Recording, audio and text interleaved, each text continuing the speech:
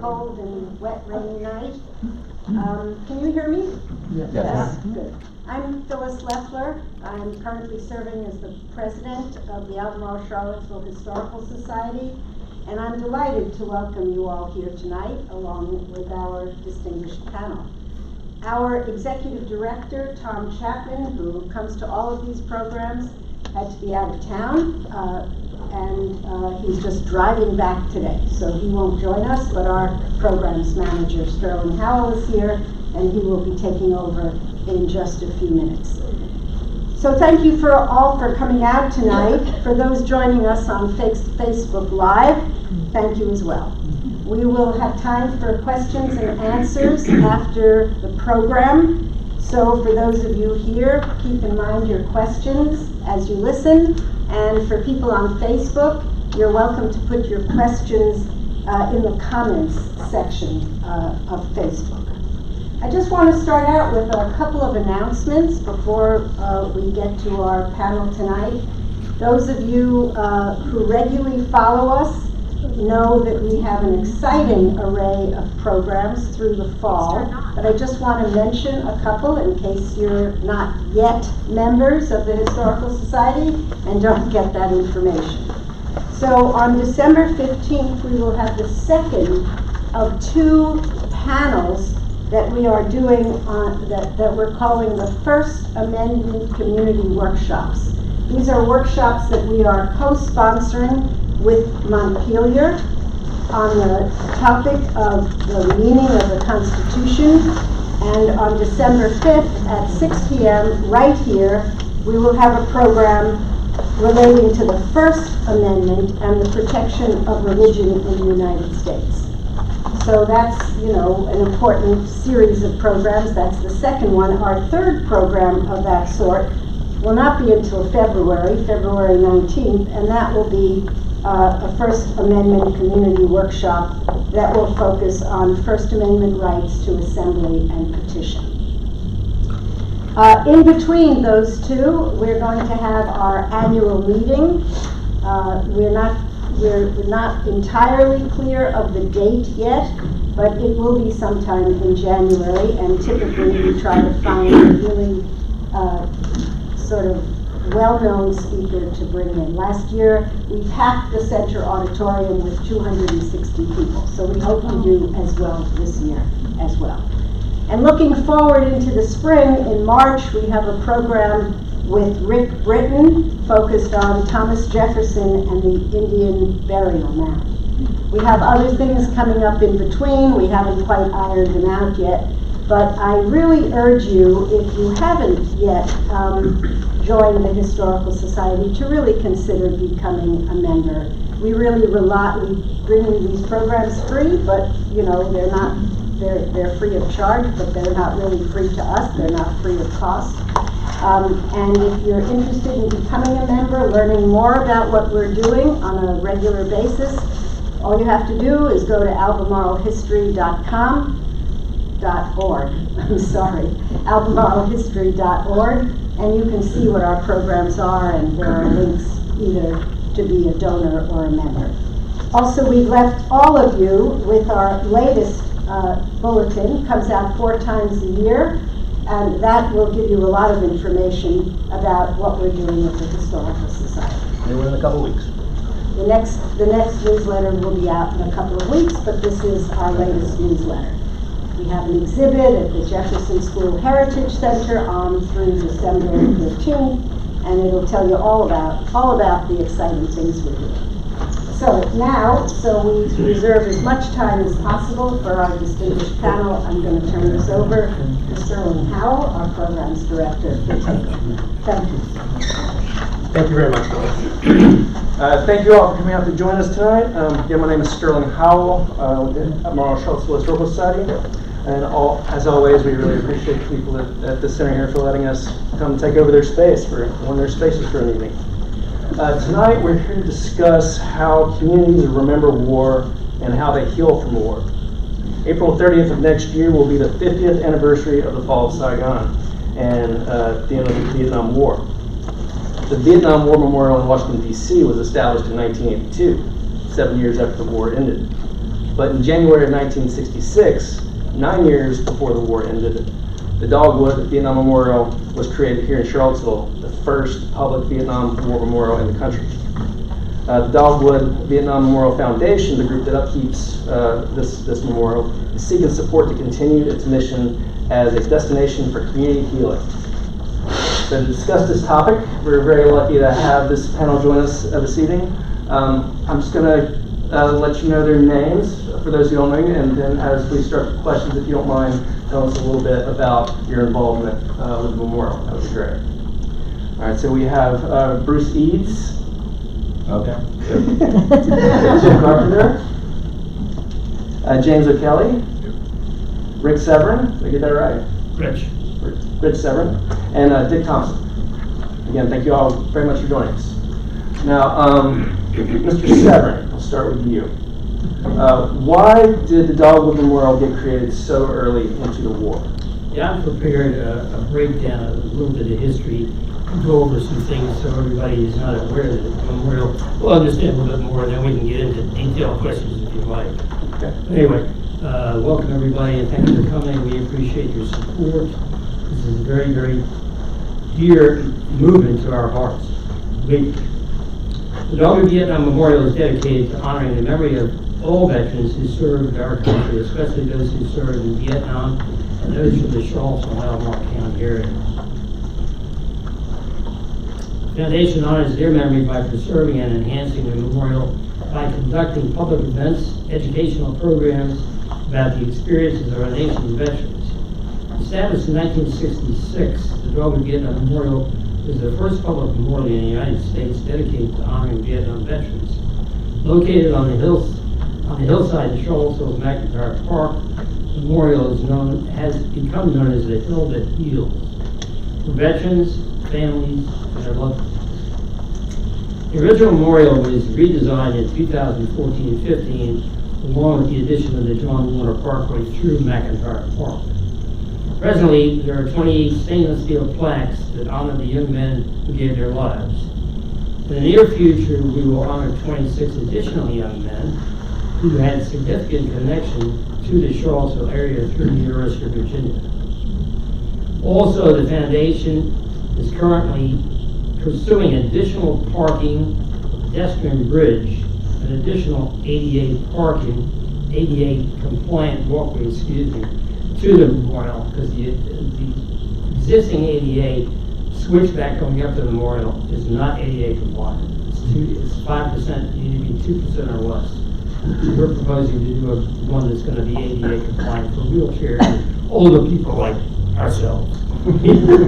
Cannot walk in anymore.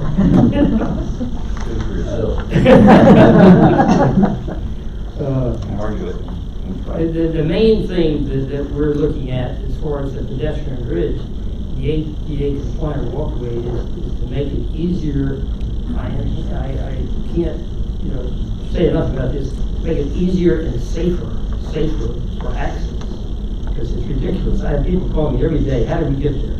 Well, you have to go to the parking lot across the street, walk around 7 dangerous lanes of traffic, walk up a switchback that you can't walk up to get there. It's a shame that people can't get there. So we're hoping that our proposals as we go forward will help us to get there. Lastly, along with these proposed improvements, we have introduced an ongoing opportunity for all veterans from all wars, not just Vietnam, for their family and friends to leave a lasting tribute to the engraved memorial brick program.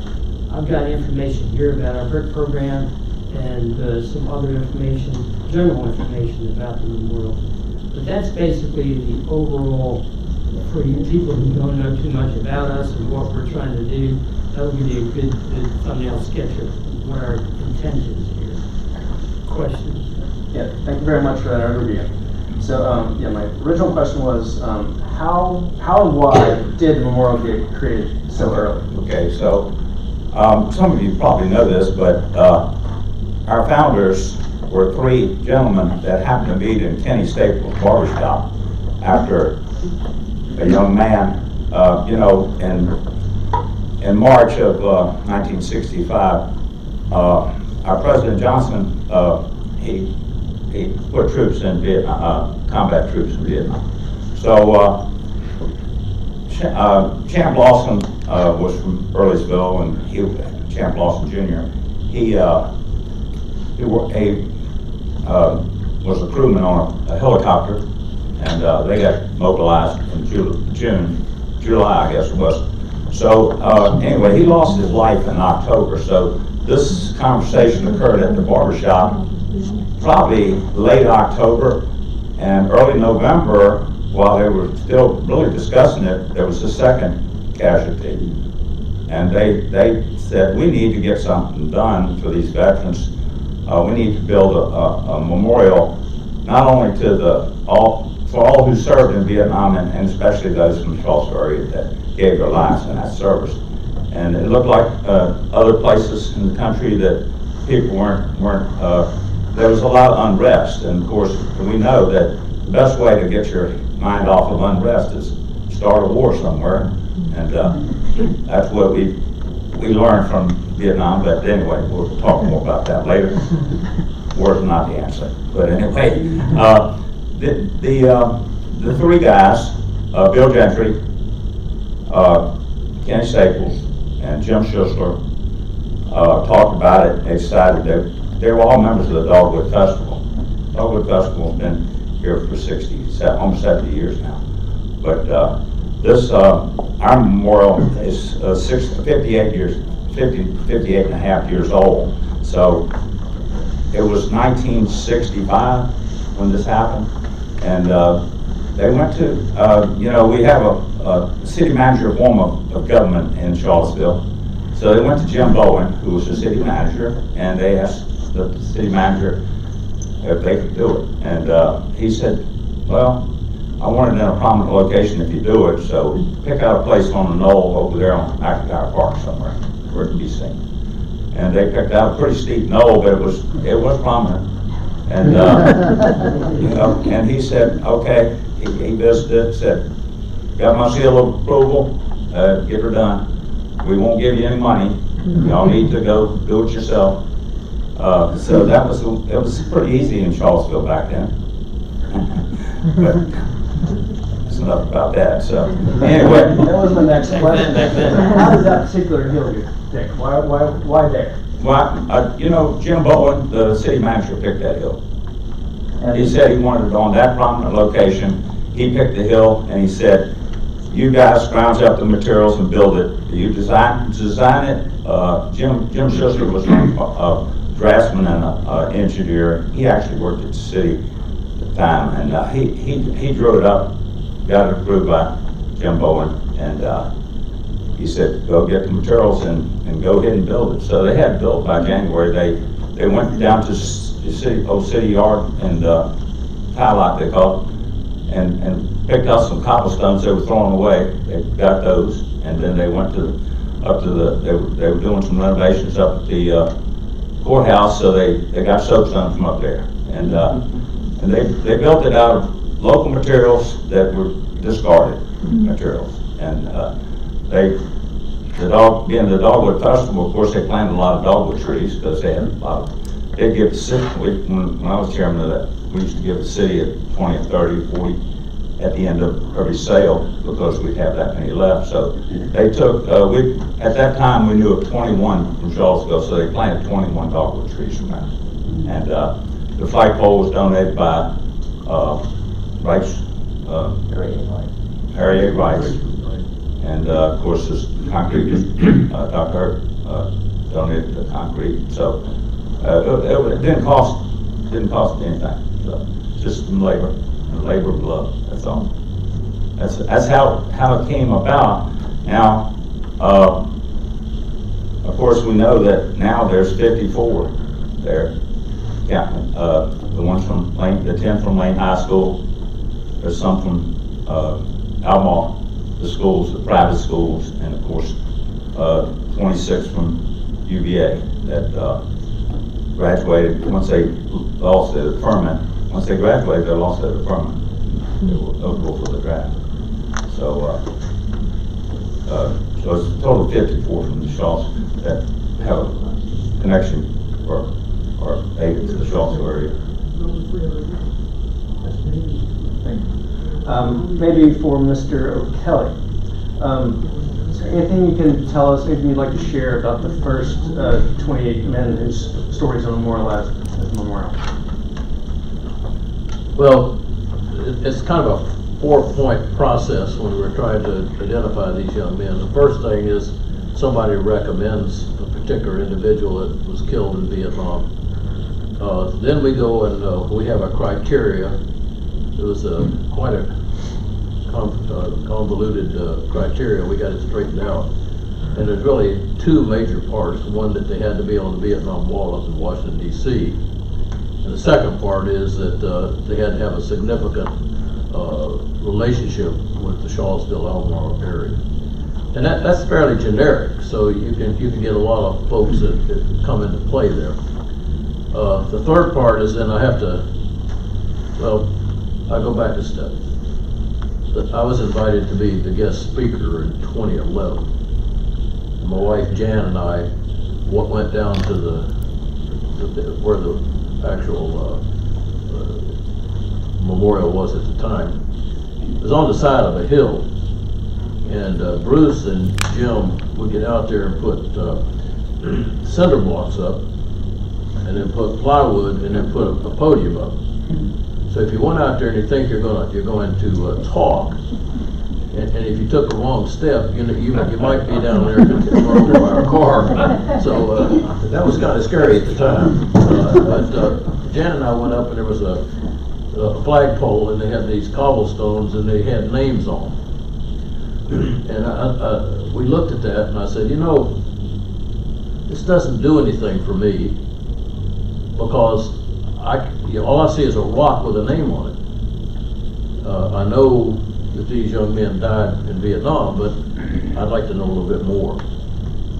So what I started, I asked Jim Schisler, I said, rather than talk about my experiences in Vietnam, I'd like to start by talking about these young men and find out about them, etc. So what I have here, this is the first 28. And every one of them, has everybody been up there? Well, you know, we've got these 8.5 by 11 plaques, and they're computer enhanced, and there's a picture. So the first thing we got the permission to do was develop these plaques, and I think Jim here was responsible for that. And we got the pictures, and we were able to actually bring these young boys to life for a short period of time. And I think one year, I've got a kind of a bad cold, so I'm going to have to do a little bit of this. I asked for Jack Daniels, but he didn't have it. I thought this was the Charlottesville-Albemarle Hysterical Society, so I thought we were going to have a lot of jokes, but it turns out I guess we're not. You guys are going to be serious on me. But the point of this is, you start off and you start trying to find information on these young people. First lesson learned. If you got grandkids or kids, whatever they do, make sure they get their picture taken in the high school annual or yearbook. If they don't do that, it's very difficult to start finding information on them. The military and DOD lost a tremendous amount of information in a huge fire in St. Louis. So now you got to start over, and so, you know, $450 for Ancestry or whatever it is now, and you try to get into that, start working through that. So we've come up with 28 that we've done so far. Brian McKenzie, I think it was, of the Daily Progress. I had other names for it, but I'm trying to remember Daily Progress. He actually said when he came up there one time, he says, it's very interesting. He said, not only when we do this do we bring these young men back to life, but at the end of several of them, it started raining, and he says, God has tears from heaven. And I thought that was kind of interesting how he put that, and that's kind of the way we feel about it. This is really a labor of love, and it's giving back.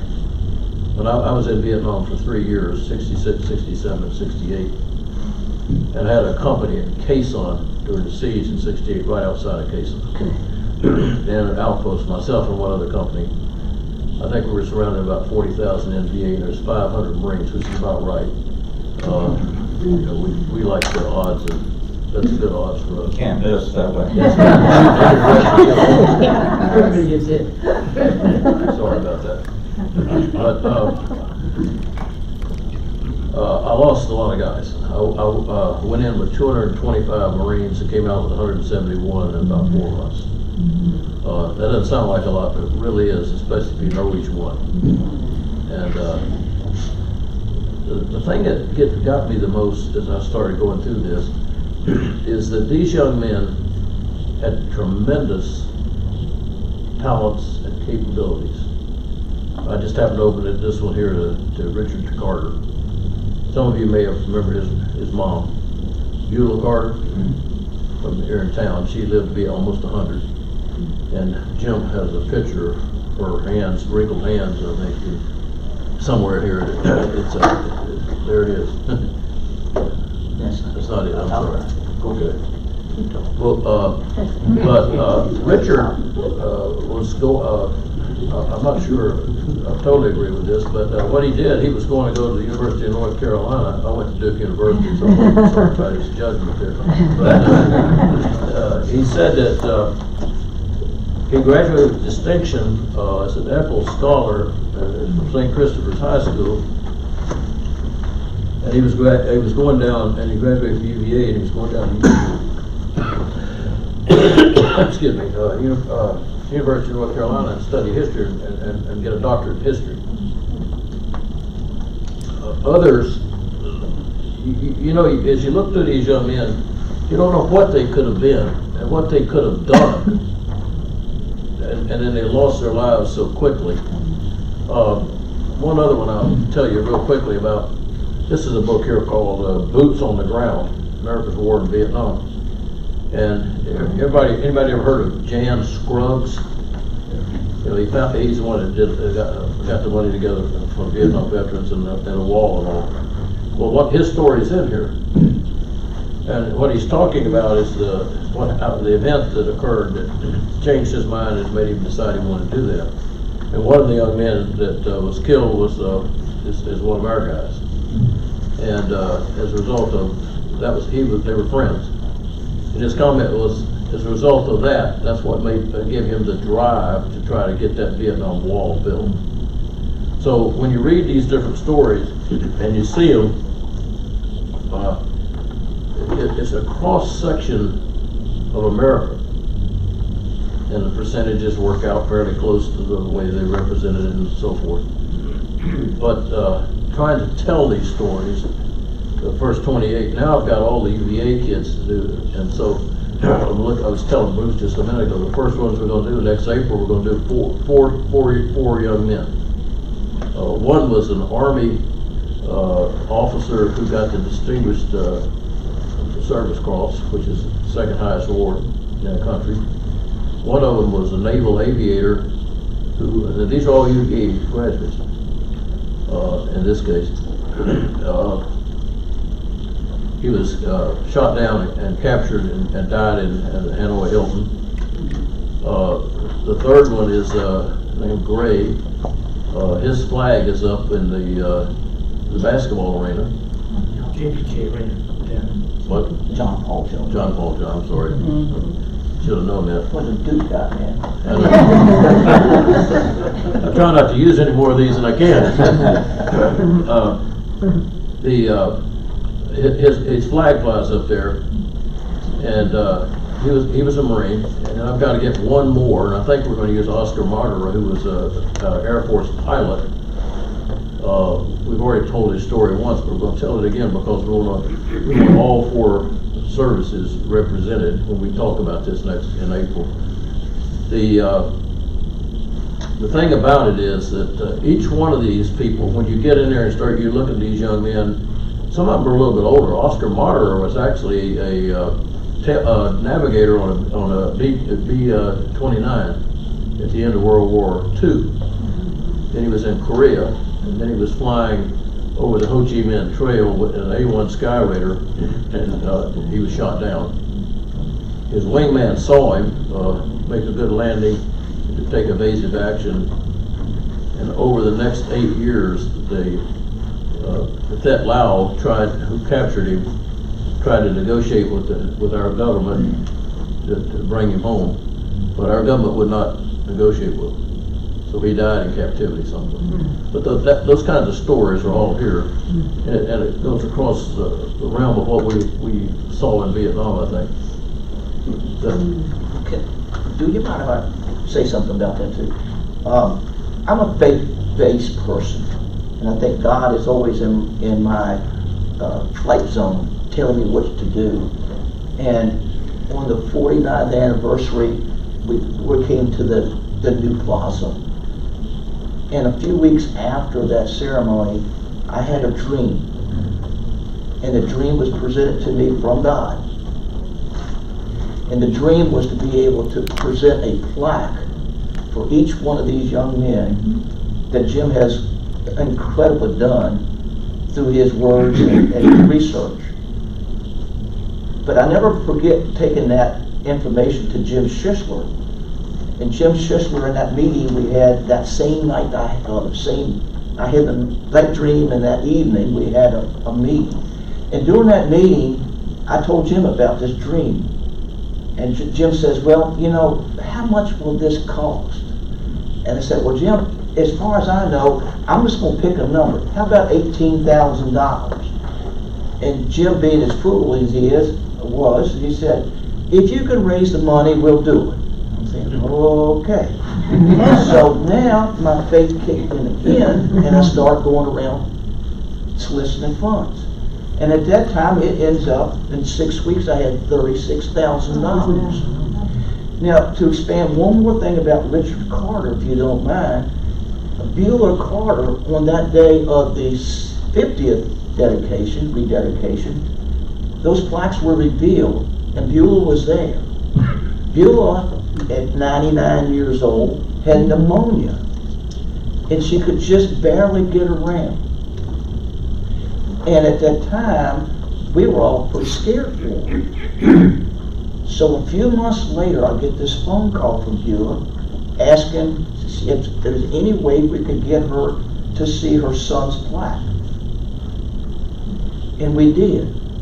Tommy Slaughter and I took her down. We wheeled her down from the wheelchair from the top of the hill, going as cautiously as we could, got her down there, and I put her over next to Richard's plaque. And then that's when it happened. Beulah got out of her wheelchair and sat on that ledge. And as I turned around and looked, she's kissing her fingers and touching that plaque. That is so much that was, to me, was that part of why this whole thing is so important. A few weeks after that, I was raising money at front of Chick-fil-A. And this gentleman walked up to me and says, and he wasn't in good repair, if you know what I mean. His pants and shirt and everything was sore. He looked like he hadn't eaten forever. And he said, what is this all about? And I said, we're raising money to honor our soldiers on that hill.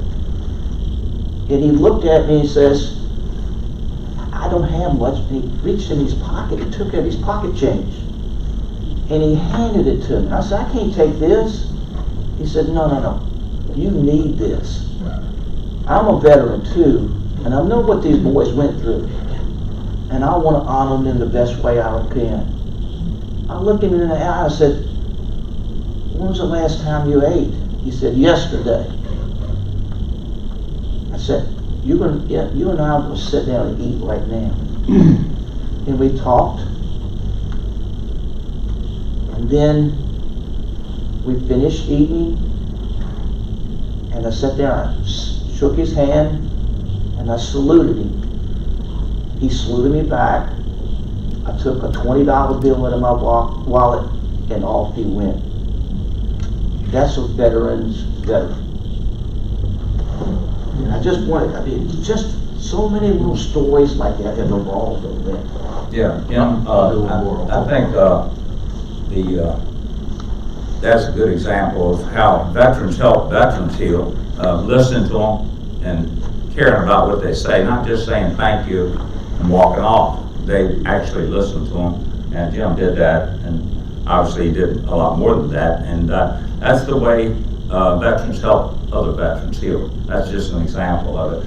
But it happens all the time. I'd be remiss if I didn't say that in that first group memorial, the original memorial and from '66, W.A. Hartman gave a plaque that had all the names engraved on it. It was a nice granite plaque, and so I forgot to mention that. I'm sorry. So that was the main focus of the memorial, that and the flagpole. I got one more quick story.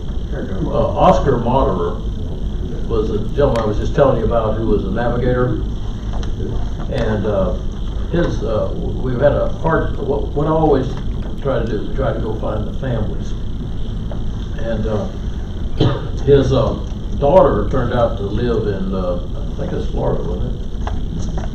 And she decided to come up here. I think she rode a motorcycle all the way up here. So, you know, it comes from a pretty good breed of cat there. But she came up, and we have a ceremony. Most of you maybe have been to the ceremony. But after we present the name of the individual, which in this case was Oscar Martyr, then the UVA, ROTC usually raises and lowers the flag, presents it to me. I take it over like we do at Arlington and present it on behalf of a grateful nation to the relative. And it turned out it was his daughter. Well, she starts bawling, just crying like crazy. And I'm like, oh, good grief, what did I do? And I said, ma'am, what's going on? She said, I want you to know, you people are the first people that have acknowledged my dad. And this flag is the first thing I have received from the United States government. So he was still considered MIA at the time, and the government wouldn't touch it. So we see those kind of things go on. It makes us even more aware of how important it is to do this work. I think it's going to be interesting when we go through the UVA kids as well. See how that works. Okay? Sterling, that's one other thing. With all the great work that Colonel Jim has done for the plaques, I just want to mention, our memorial is very unique because we have the plaques with a picture. A lot of the sites that you go to around the country, I mean, there's thousands of site memorials. They just have the names. We have the picture and the bio of the individual who was involved, which is very unique. So think about that. We feel very proud that we've gone the extra step to do that picture, which has been hard for Colonel Kelly to find. Like he said, it's very difficult to find these pictures sometimes. But finding a Marine that can read and write. You know, So in that's- the RINS says muscles are required, intelligence not expected. I just want to mention that it's another unique part of our memorial, considering the other memorial. We get too serious, we gotta kind of calm down. Thank you very much. And my next question was, tell me about what the hill that heals means. How do spaces like Dogwood help facilitate healing? I can try. You know, I never spoke to my wife about Vietnam when I came back for 27 years, I guess. Really, I made her sell her Mustang, and we kept my old VW van. She made me some tie-dye curtains, and we moved out of Charlottesville. We wanted to get as far away from Charlottesville as we could, and we went to Key West and couldn't go any further. So that's where we settled. For 3 years, I studied marine biology. Just, I did use a GI Bill. It was the only thing that I needed. There's 4 things you need when you come back, you think, and at least I knew 3 of them. I knew I needed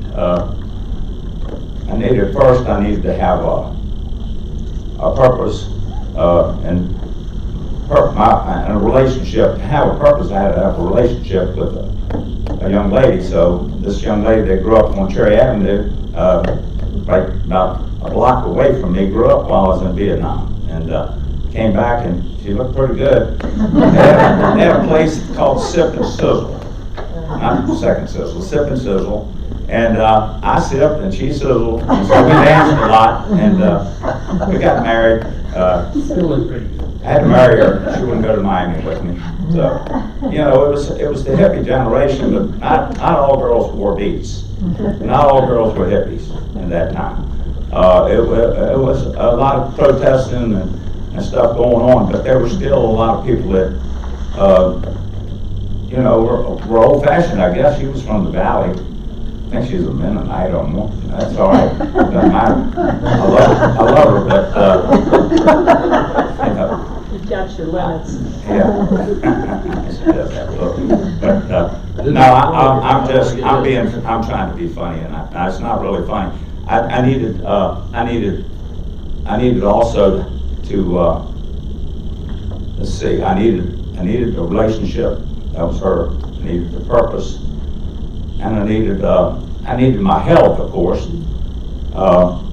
Everybody needs their health if they're gonna, and I did try to kill off a lot of brain cells. I'll admit that when I was down. The first couple of years were kind of rough for Johnny, but she hung in there with me, and before you know it, we had 3 young ladies, and I was dragging them around, being a deep sea diver in Texas and all over. And I finally, you know, everybody comes back to Charlottesville. Probably a lot of you may not have even been born in Charlottesville, but if you went to UVA, and I was talking to my doctor today, he said, well, we like it here, so I stayed here, you know. So a lot of people come back to Charlottesville, and that's the reason that we think this place is growing so much that people are living in. It's like Europe. They're living in apartments that are high rises or something. And my kids live in places like that. And I mean, they're going up everywhere here. And we just think that what we're working on here was actually approved in 2008, City Council, right, Tom? Tom was maybe mayor back then. Tom Van Veer, I see him back there. But they approved it as a G. They call it G, option G. They approved it, but they never built it. And you know, the trails that go around the city of Charlottesville, one of the best kept secrets going, because they're beautiful trails. And probably many of you walk the trails, but Chris Jensick's been working with us. He was a Marine too, and he's a trails manager for the city of Charlottesville. And he said, you know, I really would like a connector across there to Meadow Creek Parkway Trail from the Penn Park. I think it would be great, but it's not in it's not on our radar for at least 10, 15 years. At least 10 or 15 years. So we said maybe we can get her done. So we thought with Albemarle County growing, and they have a lot of trails in Albemarle County too that connect to the Charlottesville trails. So we're hoping that to get a public-private partnership, that's what we're working at. Last year the state legislature passed that they could do public-private partnerships. So we're actually have gotten a grant from the state, and we didn't sit on our hands. We got it June 30th, and we've been spending the whole summer. We usually take off during the summer, but none of us took off this summer. We got a design just about complete, and these are just renderings here, but we actually have engineered drawings and a complete design done by Racy Engineering out of Luray, and we got 2 companies that are bidding on the project. We're hoping to break ground not this April, but of 25, but 26. 26 will be our 60th anniversary. We do need 3 things in place to do that. Our fundraising chairman obviously is Jim Jim Carpenter. Y'all heard him talk earlier. Probably surmised that already, that he's our fundraising chairman. So I think we got the right guy in place. But he said he'll raise $1 million, but he's got to raise $3 million. So and the city hasn't spent any money on the memorial so far, but I bet you they will eventually. We hope they will. We're trying to get there by 2026. The summer of 2026, we'd like to see this thing built. Of course, we got 2 fundraising projects. We got the brick project for our veterans of all wars that's going on, and that's way exceeded Dick and Rich work on that, and they're almost there. They're almost there. So they've done very well with that. But we're just getting ready to kick this off, and I think this event that y'all had here kind of forced our hand a little bit. We're a little hamstrung because we don't have, like the Botanical Garden folks, you know, there's 65 acres in eastern McIntyre Park, and Botanical Garden folks asked the city a couple years ago for a land lease, 4-year land lease for $1 a year, and they asked for 7 acres and they gave them 15 or 14 and a half, I think. So, because they found some 7.5 acres that wasn't really any good for anything. So, you know, and they could definitely use it for the Botanical Garden, and we're happy to be part of. I mean, you know, cohabitating that park with them, and the skate park is a world-class skate park here. So, and they just recently built Van Year's grove. It's an oak grove, and they got all the people of Charlottesville on the plaques there. So it's coming together. It's going to be a lot of open land, but you just can't get there easily. You really can't get there easily. And we think that we, as veterans, would like to. You got to have. The other thing I forgot to tell you, you got to have a purpose in life. You got to have a purpose. So, and spirituality helps, but you don't have to have that, I guess. But I think everybody likes to know where they're coming from, where they're going. But this gives us a sense of purpose, and we think that we know it works for veterans, and we think it can work for the whole city. We really do. City we love. Charlottesville. I'm not from the Charlottesville area. I've lived all over the world, but I'm a pilot. And why the hill means something to me, it's the way I can honor and respect those that gave everything. Out of the 58,000 on the wall, roughly 5,000 of those are air crew, pilots, crew members. I've been flying for 60 years, 20 in the service, 40 commercial. I probably have more combat hours percentage-wise than 4,500 of the air crew. Why can I do 1,200 plus hours in 2 years of flying? And I flew low and slow fixed wing my first year, and lower and slower helicopters my second year. I'm here. You're not. My being able to volunteer is all I can do. And pay my respects. Thank you very much. All right, it's clear that memorials like Dogwood are very important to veterans and veterans groups. But what is or what should be the relationship between war memorials like this and the general public? Anyone who wants to try to tackle that, go for it.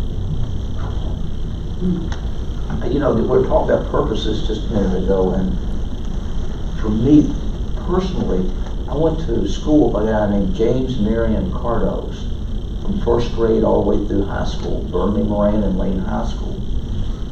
He was killed 20 days after he got into country. He left behind some brothers and sisters, all friends of mine. But I think the hardest thing was he left a mom behind. And dad, of course. And his mom now is 96 years old. And the last time she was over there, the plaques weren't up there. To get her there, you'd have to negotiate 7 lanes of traffic and up that switchback. It's too dangerous. Mrs. Carlos voted the other week ago. They were able to get her to a voting precinct. And yet, she can't go up and see her own son plaque. And I think when people hear that story, it makes a connection about that memorial, how important it is. Just like I got to see Beulah Carter kiss her fingers and kiss her son. It's a heart, and I have a photograph of that of all things. And when you show that and tell people about it, it hits them here. It's like when you go into John Paul Jones Arena, like we said earlier. Most of the people get there and they put their hand over the heart and they go through the sequence.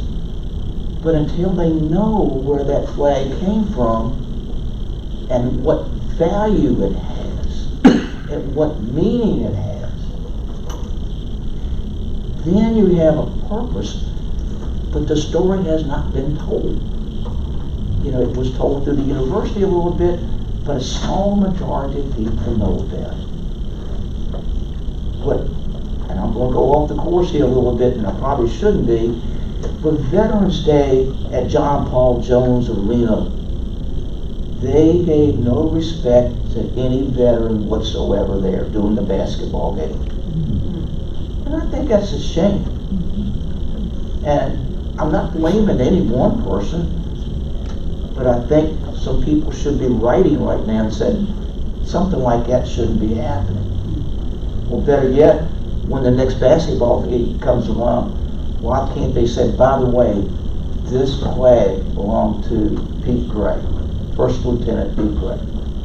So it's important that the Vietnam Memorial is here, but it's also important to give a lot of respect to our flag, especially for those who died, but get the public even more interested in the fact that these kids gave their life for their country. And we can't give back by getting them a bridge to get their family over to see them. It's hard to digest something like that. I think we can expand on that a little bit.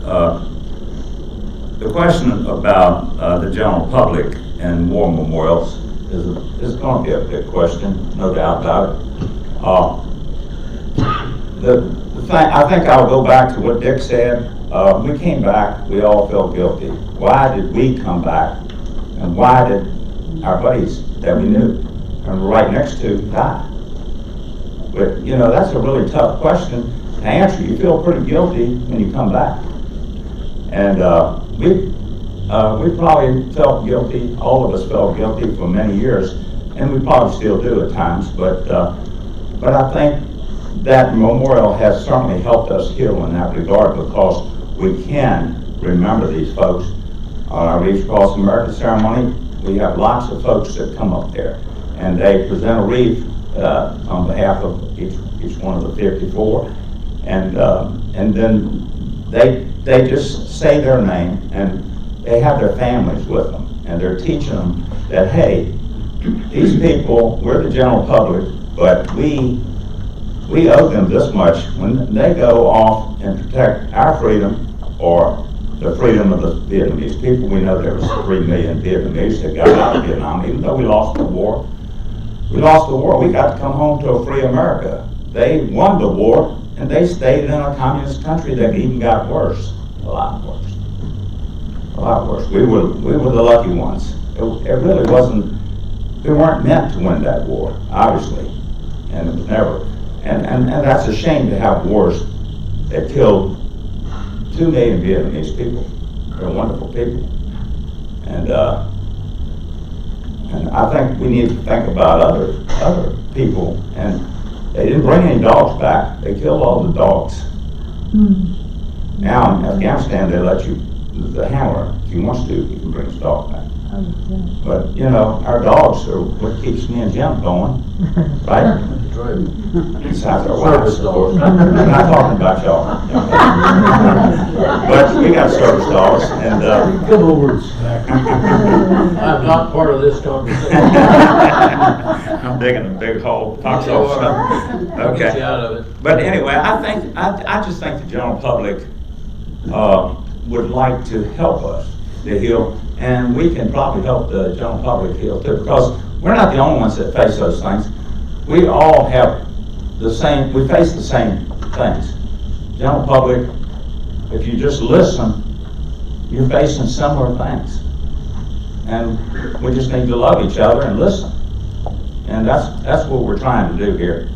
We're trying to make the park, we think the park is, you know, during COVID, it would have been nice if that park had been open. It would have been so nice, but it wasn't. So we're trying to make sure, there may be another public, there may not be, I hope it didn't, but we're hoping to get it open and accessible to the entire public. Yes, sir. I think another part of this is, if you're a veteran, there's an old saying said, for those who have fought for it, freedom has a sweetness the protected will never know. There's another little thing I use at the end of these presentations. It says, God and the soldier all men adore in times of trouble and then no more. For when the war is over and all things are righted, God is forgotten and the old soldier is slighted. I always end up by saying, let that not happen to these young men. That was found on a sentry box. The young man had carved that on that at the end of World War I. Jan and I went over there in 2017 to Gibraltar to find that, and we found it. And there's a plaque, and that's what it says. But I think a lot of people have always talk about the heroes. Well, from my point of view, these guys are the heroes. They're the ones that died. We were the lucky ones that came home. For whatever reason, a lot of us, I think it's hard to realize sometimes that a lot of when we came home from Vietnam, we're the only generation that was not welcomed back. Yeah, true. And I'm not asking for sympathy. I know where you find that in the dictionary. My drill instructor told me where to find that in the dictionary. We won't go over that. But if you're looking for sympathy, you can find it in the dictionary between such and such and such and such. But the point of it is, World War II, for example, the guys finished up in Europe. They got on ships primarily, and it took them 90 days or however many days to get home and get processed out. A lot of us left wherever it was we were in Vietnam, and 24 to 48 hours later, we're home. And it's like, whoa. I got a speeding ticket the first day I got home. Because I hadn't driven on a paved road in 3 years. And I was going down to see her. And the policeman pulled me over, and I tried to explain it to him. He says, doesn't matter. He was not interested at all. I think North Carolina needed money. So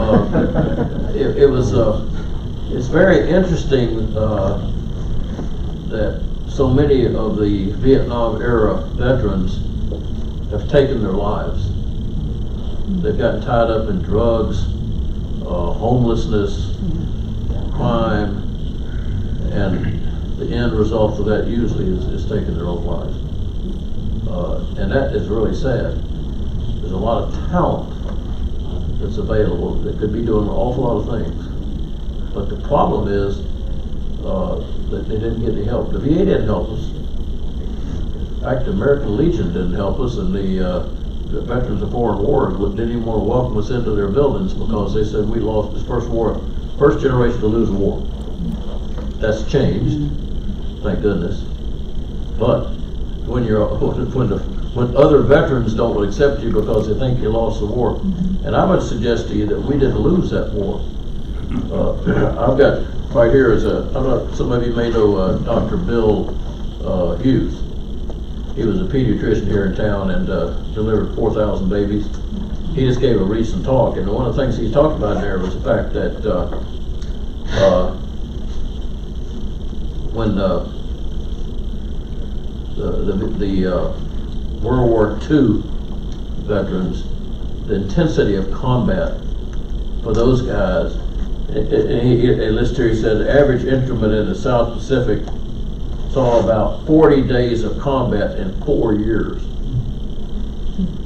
The average infantryman in Vietnam saw 240 days of combat in 1 year.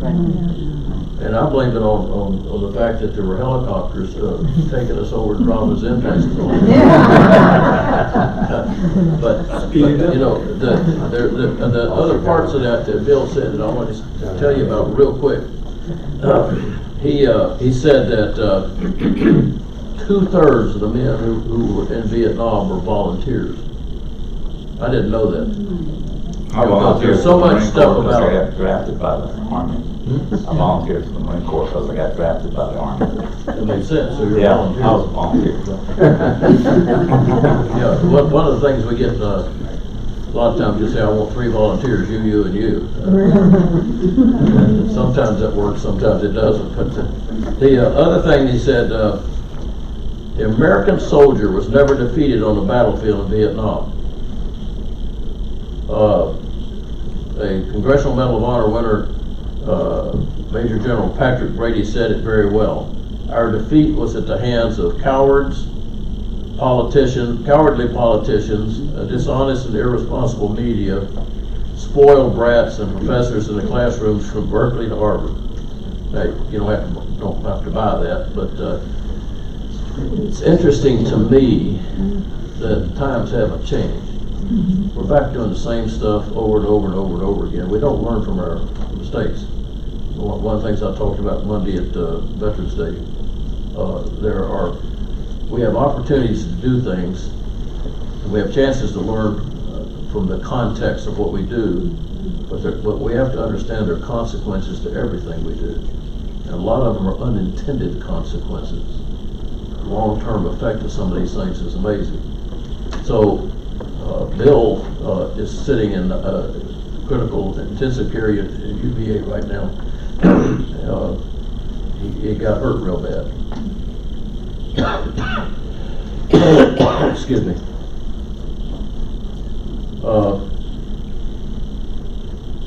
People never were able to differentiate between the war and the soldiers that had to go fight.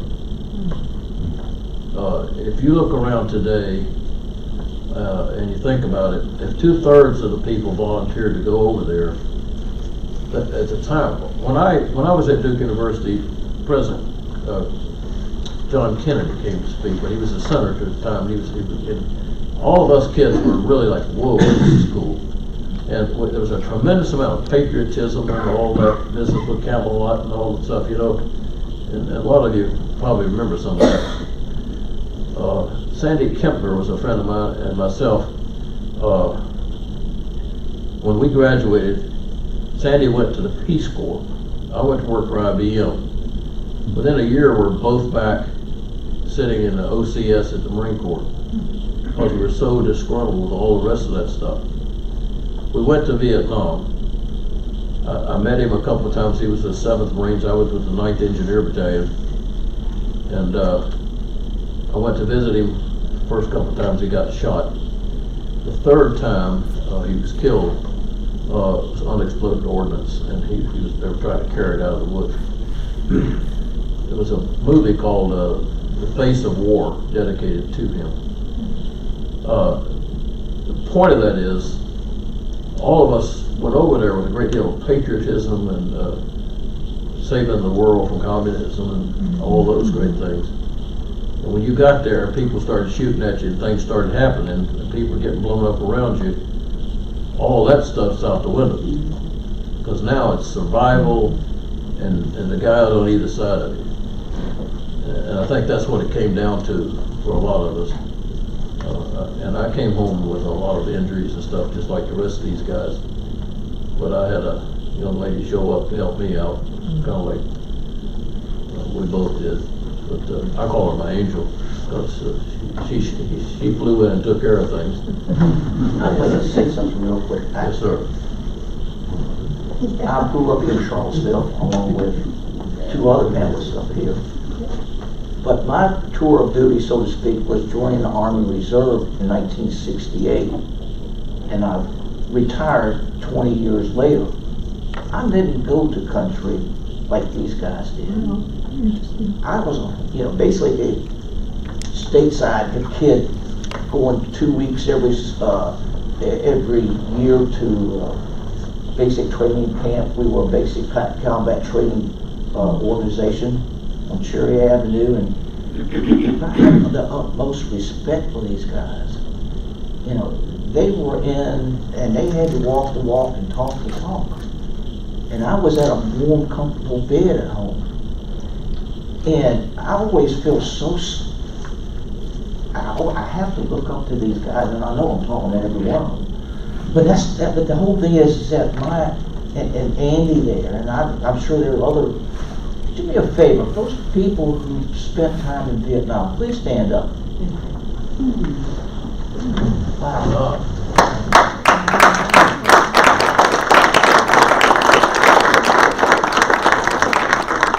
And I say this from the bottom of my heart. Welcome home, soldier. Thank you for your tour of duty. Thank you. He's still hung up on soldier. There's Marines out there too. There's airmen too. Yes, sir. Airman. David. That's right. With that, we're over our time. Do we have any questions from the audience? Yes, sir. Were any women in service? Oh, yeah. That's actually 8,000 women that went to Vietnam. What did she do? Oh, You have one that was in the. oh, okay. One's here? Yep. Oh, great. What'd you Thank do? you. Hi. I was a flight nurse. Flight We were nurse, responsible for bringing patients, picking up patients out of Saigon, Confronting. We typically averaged almost 84 patients. And on the cargo plane, strictly cargo, there was no installation for noise, heat, or whatever. It's a rugged job. These guys were just so relieved to be going home, even though they were amputees, major head damage. Their injuries were incredible, permanent, and will always impact their lives. I also was involved with bringing the POWs out, and that was strictly a deaf mute flight coming out of Saigon.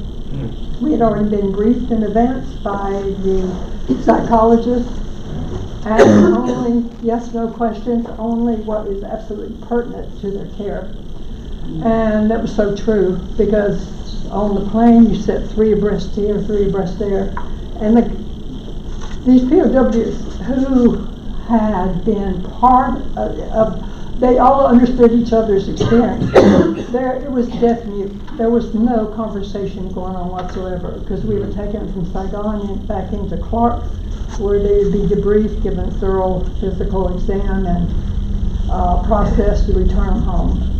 But our flight from Clark, when we finally got to Hickam in Hawaii, where they really realized they were going home, when these guys, those who could walk off that plane and hit the ground, they just got on their knees and kissed the tarmac, because they knew.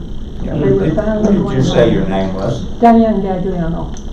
Diane? Yeah, Thank you for your because I was service. there for 2 years. We honored our nurses and corpsmen at the 58th ceremony this last year.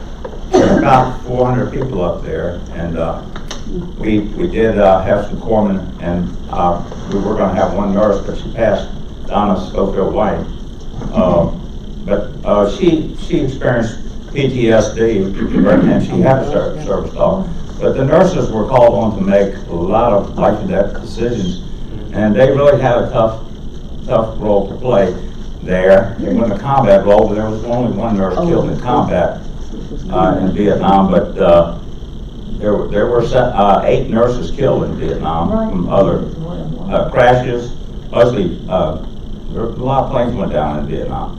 And so we had an artist that was there that wrote a poem for the nurses. And of course, if y'all want to, I don't, time constraints probably can't read it, but his name was Charles F. Marshall. In humble sincerity, he thanked the nurses. And that was our theme for this year. And maybe we need to do it again. Never can do that one enough to thank these nurses. They're our heroes. Yes, sir. I hope you can hear me here. I speak fairly softly. My view is that wars never end. We always relitigate them over time in our memory. In early 2017, City Council by a 3-2 vote voted to remove 2 statues, Robert E. Lee and Stonewall Jackson. 6 years of litigation later and lots of political turmoil, at the end of the day we lost 4 statues, not just the 2 Civil War ones, but we lost Millicent Clark and George Rogers Clark from the Revolutionary War. My question is, what legal protections do you have right now to prevent the future city council from a 3-2 vote to wipe this off the face of the earth? Yeah, that's a good question, and we really don't have any protection from that. The last governor, not the present governor, he passed legislation that any war memorial can be removed by any community at their whim, pretty much. City council can vote to do it. We think, the city council has been very supportive that we got in Charlottesville right now, and but we are trying to give a land lease just like the Botanical Garden folks. We think that would help us. That's the key. That will help us, give us some legal standing, maybe. We're lucky to have 3 attorneys on our board that volunteer, and we, but unfortunately the city doesn't have any attorneys right now. They let them go, so it's tough to make a deal when you don't. The attorney has to work with attorney. And Let me add, I think one of the best ways of stopping anything like that is what we are doing tonight. And what we are doing with the BRIC program is to getting the public knowledge of the memorial. When we go out on these BRIC programs to different areas, we spend more time talking about the memorial because no one knows about it than we do about the BRICs. So the public is our only real saving grace, because anything can happen, even with a lease that could be. So this type of forum, and you guys talking to all your friends and your families and coming to the rededications, that we hope will ensure that it stays there. And frankly, I think having the University of Virginia involved is going to help too. Yeah, they got money. well, I think our hope is in our youth, and Matt Diggin, I see him back there on the back row. He's a history teacher at Charlottesville High, and he's brought his students over to the memorial for probably 10 years, and they're learning about it, and they ask, I hate to say it, but they ask a lot better questions, harder questions, They really do. They think, and they give us hope for the future. Thank you, Matthew. I just wanted to say, y'all asked why, what you were meant for. It's telling the story, and you ask why they didn't do anything on Monday. I would bet dollars nobody knows or pays attention to Gray's flag or what those veterans do.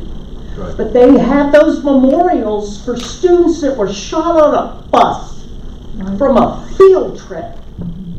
Shame. Shame on them. But it's telling the stories of like these mothers that had lived 50 years without their family, their sons. His grandmother never recovered from losing hers in World War II. It leaves a mark, and until you see somebody and hear their story, you ask why and what to expect. So I applaud you all for sharing the story. Thank you. Sterling, if anybody has any interest in our BRIC program and so forth, I've got some handouts for you to explain. Explain what it is. It's a chance for you to memorialize your loved ones in any war. I've got two gentlemen who go back to the Civil War, where I've got 2 bricks on. So it's a chance to memorialize and honor anyone in your family who served in any war. Well, it has to be a U.S. soldier. Yeah. It has to be a U.S. soldier. If you need any information, I've got some handouts for you. Just come by and see. Any other final comments? Yeah, just one, I guess. The 50th anniversary of the Fall of Saigon, what does it mean to communities such as ours, and what should we learn from Vietnam and its aftermath? I think we can learn that the Vietnamese were at war for many, many centuries before we got there. And war was a part of their life, but they got up every day and wrote poetry and smiled. I don't know how they did it. I lived with the Vietnamese. Only because my being a Vietnamese interpreter, I lived with them. And I didn't understand their concept of, but their culture was completely different than ours, but yet 3 million of them came to America and assimilated and became Americans. They don't call themselves Vietnamese Americans. They say, I'm an American. We're doctors, kidney doctors, Dr. Lay. She was from North Vietnam. So there's a lot of people from North and South Vietnam.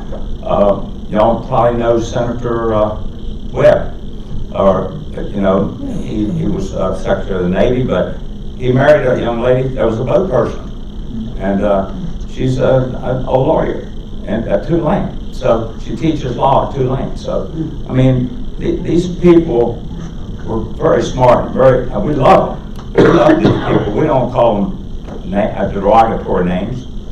We respect them because they've been through a lot more than we have, and we just think that we can all, and there's people here that could relate to those people. That they have come to the memorial. We've got a little girl that was in Hawaii City when she was 6. She was there year before last, and she came and talked to us about what it was like to her father. During Tet, I hate to say it, but I don't know what's going to happen. I know that Ken Burns did a special that was supposed to bring us all together on Vietnam. Not sure that it did. He's going to be back here for the naturalization ceremony next year. He's a speaker at Monticello. And but I think that he did get one thing right. He did say that, hey, we got our press got Tet wrong. Walter Cronkite, he was the guy we trusted. He was absolutely wrong. All the journalists were sitting back in the hotels, 5-star hotels in Saigon. They sent the stories in, and when they were wrong, they never corrected them or retracted them. And so we had, I know there were families, Vietnamese families, the colonel that was head of my unit, I loved his family, and we used to go home to his family. And I know during Tet, they killed, the Viet Cong came in. We had a peace agreement. It was supposed to be a truce. And they snuck into the cities while it was open. And they killed 40,000 families. They executed the kids, everybody. If you were working with American, they killed you. Later on, landed. He was the premier of North Vietnam, and it was General Giap's backing. Coach Mim was out in France somewhere, but they did say that they said, we thought the Vietnamese people would turn on the Americans if we could kill all the ones that were working with the Americans. Well, the Vietnamese people did the opposite of that. They killed 80,000 Viet Cong in a month's time. So they had learned that they liked freedom. They liked the taste of freedom, and they learned that. And we were lucky because we got to come home to freedom. But those guys, when we abandoned them, it took North Vietnam 75 days to march all the way down. They fought them all the way, but they didn't have any. They were throwing rocks at them because they didn't have any ammunition. We cut them off. No air power. We completely cut them off, and we don't. Why do we end wars like that? It's disgraceful. I mean, I hate to say it, but if nothing else, if we can teach our kids, don't get in the war lightly. It's not something you take lightly. It's never going to be short. It's going to be long. It's never going to be easy. It's going to kill a lot of people, and a lot of innocent people on both sides, not just our side. It's going to kill a lot of innocent people on every side. And enough of that. My wife's saying that enough. Yes, sir. And I think one of the things, the old Russian proverb goes that eternal peace lasts until the next war. So, if you think about that, are we in internal peace now, or infernal peace, or whatever we want to call it? There's a lot of ways to look at that. So, we got a lot of signs right now of things going crazy. Yes, sir. I just wanted to say one thing. The bridge that is on that drawing up there and the parking that's on that drawing up there, once that is completed, there are going to be a lot of people that are going to be able to go up and see that memorial who have driven around and how the hell do you get there? And that's going to eliminate all that and make it easy for people. Some people in this room will be up there for the first time. And it's really going to make it accessible to everybody who wants to go up there for whatever reason they want to go up there and have a beautiful moment. Thank you very much. The sooner the better for that people to come out. Yeah, y'all can, when we're done, y'all can feel free to come up and look at the materials they've brought. For everyone watching online, please support the Dogwood Memorial, support local history. These stories only survive as long as people tell them. Thank you all so much for joining us tonight. Thank you for your service. Thank you for what you're doing. And thank you all too as well for joining us. Thank you.